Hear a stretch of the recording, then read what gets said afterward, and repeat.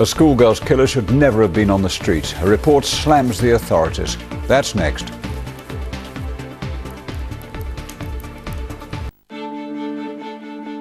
Now, with all the latest headlines, it's the ITV News.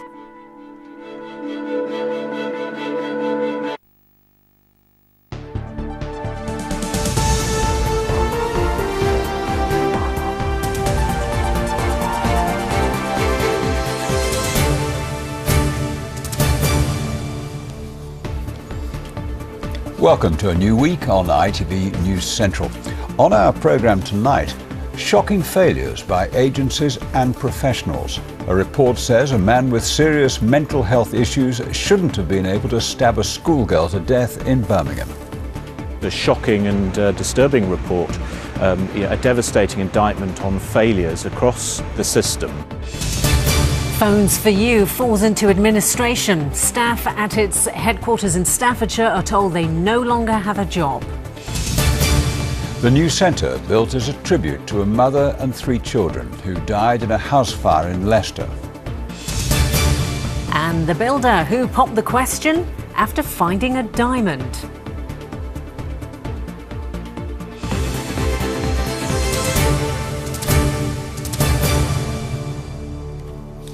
Good evening. An attack in which a schoolgirl was stabbed to death on a bus could have been prevented. That's the conclusion of an investigation by health officials. Christina Edkins was 15 when she was killed by a man with mental health issues. A report has found 7 agencies in the West Midlands could have done more to help Philip Simmerlane, who needed specialist treatment. Keith Wilkinson reports. Christina Edkins was on her way to school when she was stabbed to death at random on this bus in Birmingham city centre. Her killer, 23-year-old Philip Simmerlane, had paranoid schizophrenia, a man living rough on the streets who should have received help and care for his mental illness, but didn't. There had been concern about his violent behaviour. His mum called police about him 21 times since he was 14. On at least 9 occasions, authorities could have stepped in, according to an official investigation. There'd been 18 mental health assessments, yet he was on the streets, his problems untreated. The report concludes organisations failed to listen and respond. There was ineffective sharing of information, poor recording of information. Changes are being proposed to help prevent similar tragedies. Our findings were that there were missed opportunities to provide health care to Philip Simmerlane, who was suffering from a mental illness, and as such the conclusion is that the death of Christina was preventable. So do you accept then that you let both Philip and Christina down? Along with other agencies, yes, we do. It's clear from the report that Philip had a mental illness. The issue of how severe his mental illness clearly varied over time, but he was actually seen over a 4-year period by 17 different doctors, none of whom felt that he was actually detainable or required further mental health treatment and inpatient care. Clearly, with the benefit of hindsight, the severity of Philip's mental illness may well have been progressing. What the family wishes now is that there is real change, so that the likelihood of this happening to another family and another unfortunate person is lessened.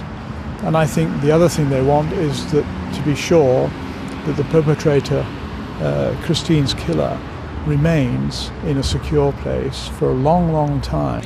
Well, as chairman of the All-Party Parliamentary Group for Mental Health, I will be calling for a debate on this report in Parliament because I think it raises a number of issues, and also I will be seeking urgent meeting with ministers in order to review these recommendations to make sure that they get implemented as swiftly as possible.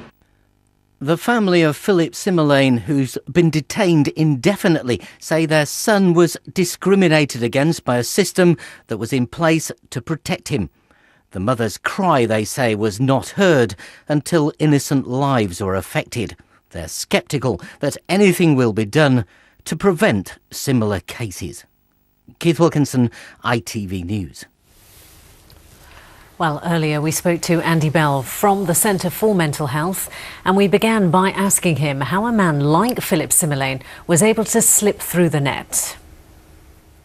It's very difficult for mental health and criminal justice organisations to work together.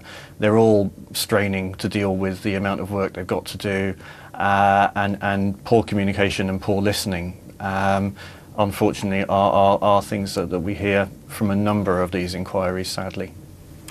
Now, presumably you weren't surprised by the findings of the report today, but where do we need to go from here? Because we can't let something like this happen again. No, I think we need to learn from tragedies, and this is a huge tragedy, and we need to pick up what's being said here about the need for mental health and criminal justice organisations to work together better, particularly, and to listen to members of the family if they're asking for help.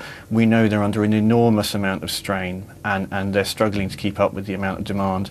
But I think it's contingent on all of us to learn the lessons from cases like this. So as things stand at the moment, we can presume that there are men, perhaps women as well, like Philip Simmerlane, who are walking the streets. I think it's important to say that tragedies like this are extremely rare. They don't happen very often, and there are something like 1 million people living with severe mental illness, most of whom pose no risk to anybody else, and indeed people with mental health problems are more likely to be attacked than to attack somebody. But there are a few rare examples where the system doesn't work well.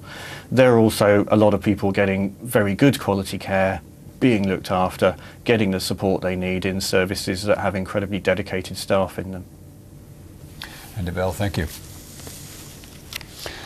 Thousands of people's jobs are in doubt tonight after a Stoke firm, Phones 4U, went into administration. It's lost 2 big contracts with mobile phone companies.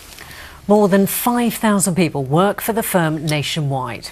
It was started by local entrepreneur John Caldwell, who sold it for £1.5 billion. Tonight, he said he was sickened by what's happened. A short time ago, rival Carphone Warehouse said it was talking to the administrators about finding work for Phones 4U employees. Our business correspondent Mark Goff reports. This morning, some people left the firm's headquarters in Newcastle-under-Lyme in tears, having been told they no longer had a job. The company said it intended to go into administration after the mobile provider EE joined Vodafone in cancelling its contract with them. More than 400 people work at the headquarters and at a distribution centre in Staffordshire. Thousands more are employed at stores around the country. The loss of so many jobs in Staffordshire came as a shock and a surprise. Phones 4U was like a real kind of business jewel in the crown for Staffordshire, wasn't it? Well, it was formed there. I mean, and of course, it's a national brand. So it's a huge disappointment. But was it news? Well, of course, we'd seen some earlier announcements about the loss of some contracts. But I think the news that came out overnight really was a surprise. Through the economic development team, we'll look to work with all the partners and bring in people like careers advice, bring in the colleges if people want to look at education, and then also look to bring in new jobs into the area so that there are other things for people to go to. Stoke entrepreneur John Caldwell started Phones 4U in 1987. It made him a multi-millionaire with a lifestyle to match, with a Jacobean mansion in Staffordshire. Today, he said he was sickened and saddened.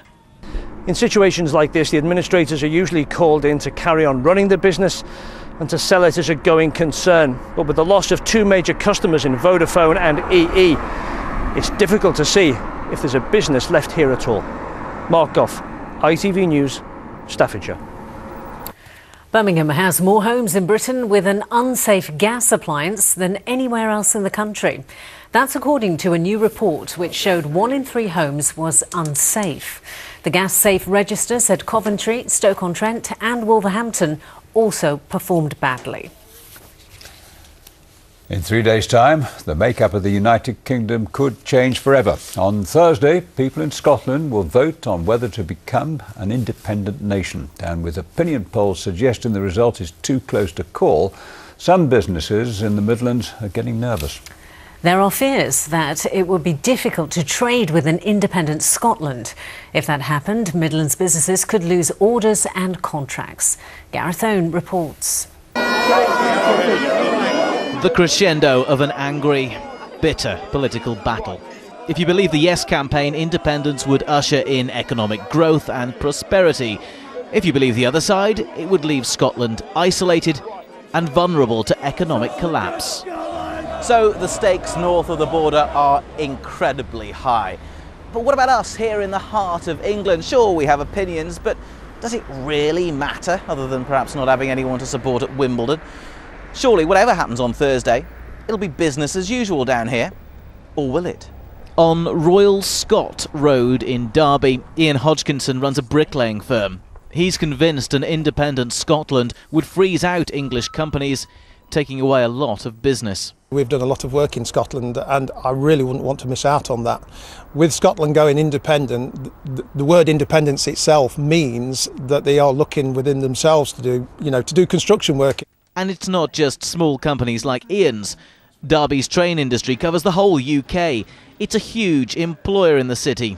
If Scotland votes yes on Thursday, companies in the Midlands, and indeed anyone in the railway supply chain, will become an exporter as far as their Scottish customers are concerned. And these concerns are worrying companies who have Scottish customers. But on the campaign trail today, Scotland's Deputy First Minister insisted there would still be a good relationship with the UK. We'll still be part of the British Isles, working with our friends across these islands, but we'll be doing so on the basis of equality. Whatever happens on Thursday, we know the result will be close. And whether the answer is yes or no, it could have a bigger impact on the Midlands than we might expect. Gareth Owen, ITV News.